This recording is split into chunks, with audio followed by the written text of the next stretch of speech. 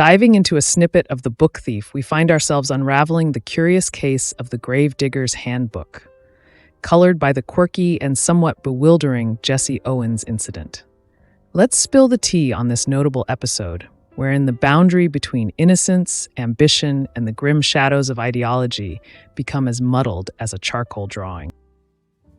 As Death, our unconventional and sassy guide through Markus Zusak's world, recounts the tales of Himmel Street, we're drawn into a night where the skies probably held all the stars in confusion.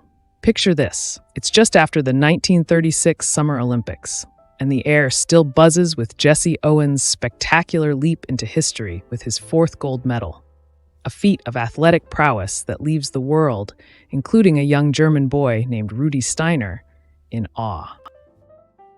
Now Rudi, bless his heart, decides that admiration is an action, not just a feeling. So what does our young and daring protagonist do? He goes all out, covers himself in charcoal in an attempt to mirror his hero, Owens, an act both innocent and deeply subversive in Nazi Germany. It's here we find Rudi at the Hubert Oval track, under the watchful, puzzled, and somewhat exasperated gaze of his father, Alex Steiner. Alex's reaction is a cocktail of parental concern, political anxiety, and a pinch of relief at their Aryan poster child appearance. He has that daunting task of explaining to Rudi why turning himself into a charcoal sketch of Jesse Owens might not be the best idea in a regime that's all about racial purity. And while Alex might not subscribe to the book club of hatred, he's a man of his times, torn between his moral compass and the oppressive dictates of survival under the swastika's shadow. It's as if Alex is caught in a dance, tiptoeing around the edges of complicity and resistance, all while trying to keep his family from falling into the abyss. This little incident, as narrated with Death's signature blend of whimsy and gravitas, peers into the heart of what it was like living under the looming specter of the Nazi regime. Alex Steiner's character becomes a lens, scrutinizing the daily negotiations and compromises of those who were neither fervent supporters nor outright opponents of Hitler. The Jesse Owens incident isn't just about a boy's innocent emulation of his hero. It's a crackling commentary on the insidious impact of propaganda, societal pressures, and the very human act of navigating between survival and morality.